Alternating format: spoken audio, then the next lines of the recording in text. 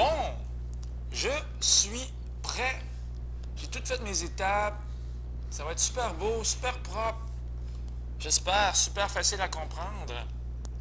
Au centre de la fleur, on a un octogone qui est ici.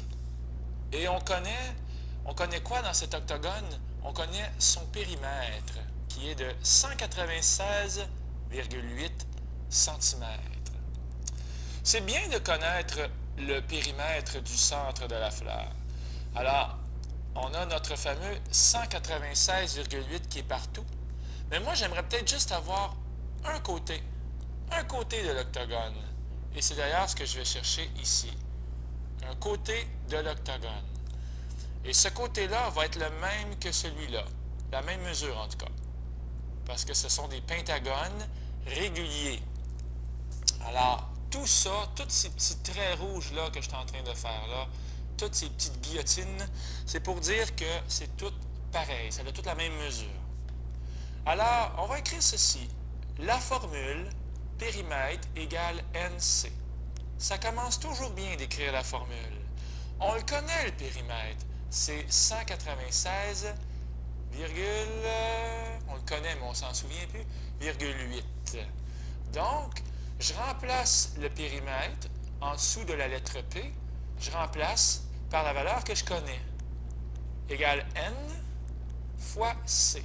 J'ai remplacé la lettre N par le chiffre 8, parce qu'il y a 8 côtés dans l'octogone. C'est vraiment un problème de balance. Tout ce que je veux faire, c'est de chercher la mesure du côté, de chacun des côtés, dans le fond. Et c'est ce que je cherche.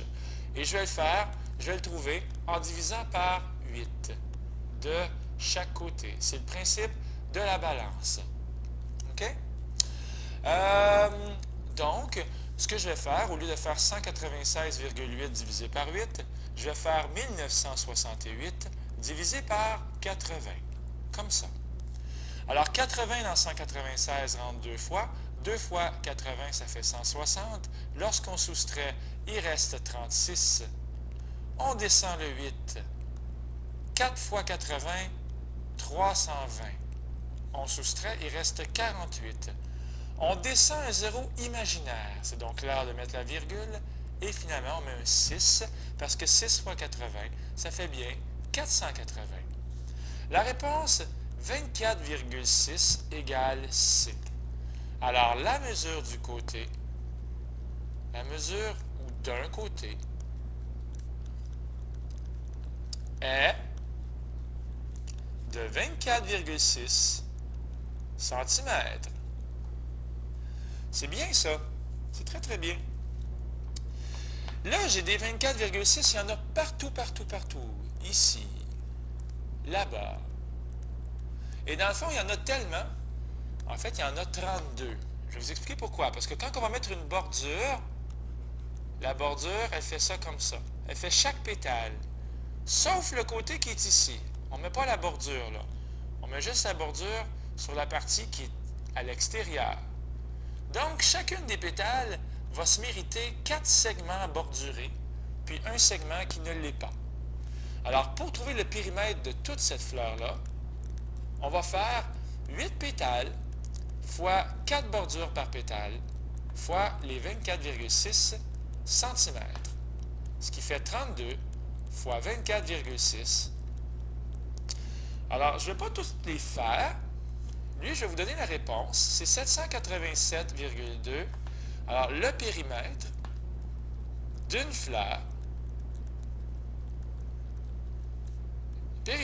est de 787,2 cm. OK? Alors, si on fait tout le tour comme je suis en train de faire avec mon crayon, ça mesure 787,2 cm. Là, on va trouver le périmètre de toutes les fleurs. Parce que si on lit bien notre question, on réalise qu'il y a 51 fleurs à faire. 51 fleurs, ça va en faire des centimètres. Alors, on est parti pour 51 fois 787,2. Ça mérite un calcul. J'aime mieux mettre le nombre avec le moins de chiffres en bas. Ce que j'essaie de dire, c'est que J'aime ça, moi c'est personnel, mais j'aime mieux mettre 51 en bas, parce qu'il y a juste 2 chiffres, et 787,2 en haut, parce qu'il y a 4 chiffres. Ça ne sera pas si pénible. 1 fois 2, 1 fois 7, 1 fois 8 et 1 fois 7. On fait comme s'il n'y avait pas de virgule. Hein? On rajoute le 0. 5 fois 2, ça fait 10. 5 fois 7, ça fait 35. Avec la retenue, ça fait 36. 5 fois 8, ça fait 40. Avec le 3, ça fait 43. 5 fois 7, 35. Et plus 4, 39. Lorsqu'on additionne tout ça, comme ça, ça fait 401, 472. Attention, on a un nombre après la virgule, un chiffre après la virgule. Alors, il va falloir mettre une virgule là. Alors, la réponse est 401,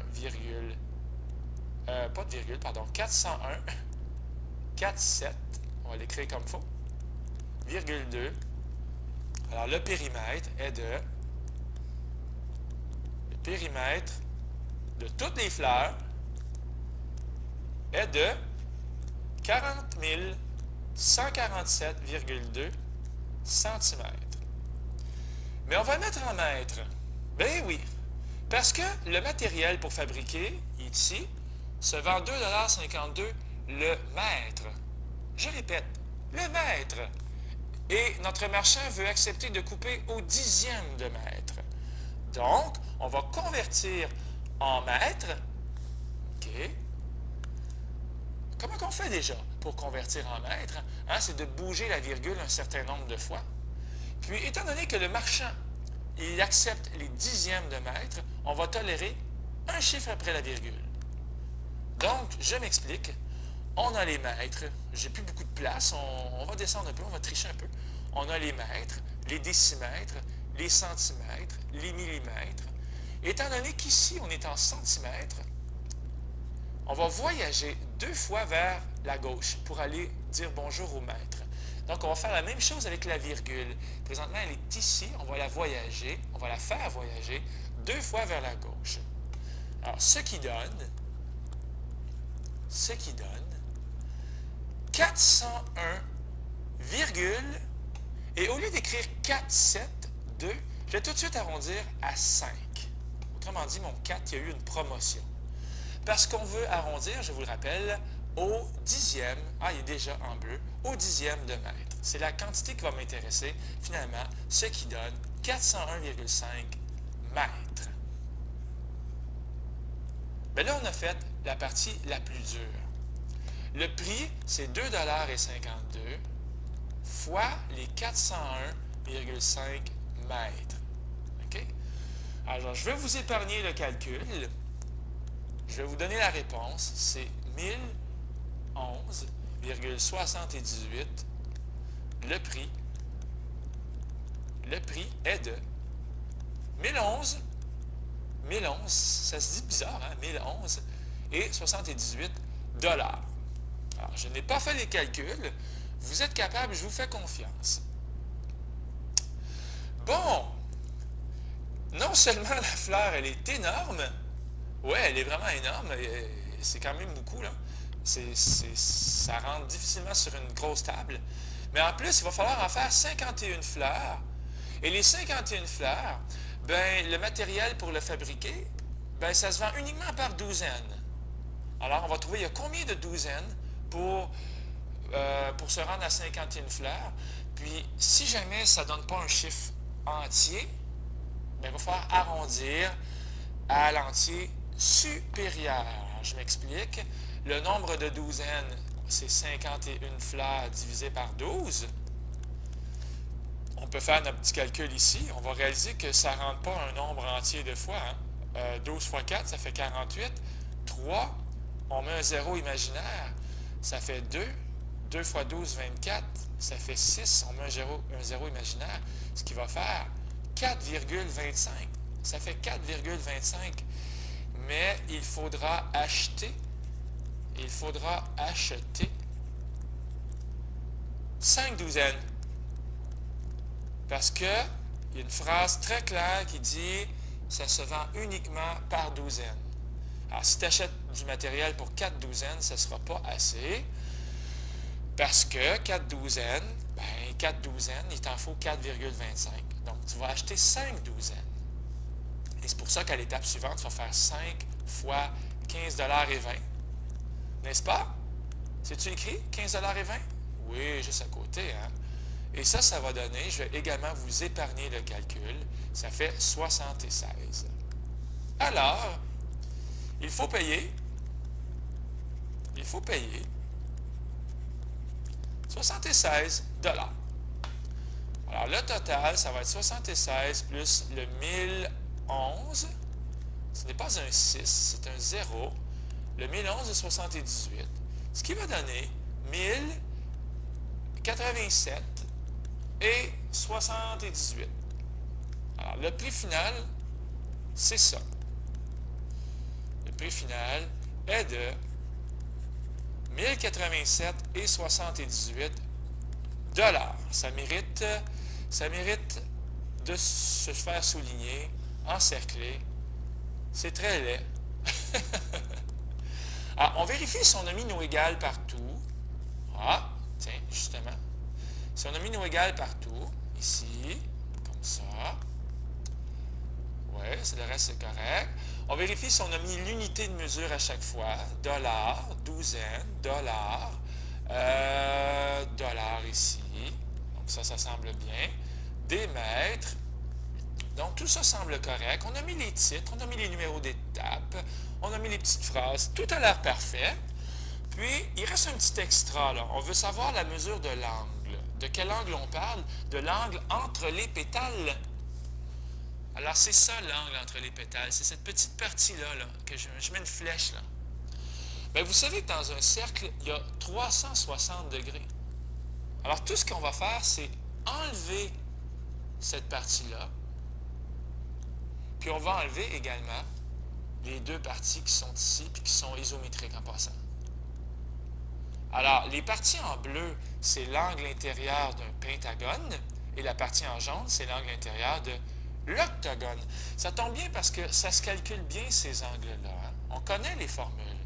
Le mot aussi, c'est pentagone. La formule, c'est n-2 fois 180 divisé par n. Alors, pour le pentagone, on va faire 5 moins 2 fois 180 divisé par 5. Puis pour l'octogone, ben c'est la même formule. Comme ça. Sauf que là, des côtés, il y en a 8. Ce qui fait 8 moins 2 fois 180 divisé par 8. Alors, je suis en train de faire les deux en même temps. N'ayez pas peur d'écrire la lettre A égale.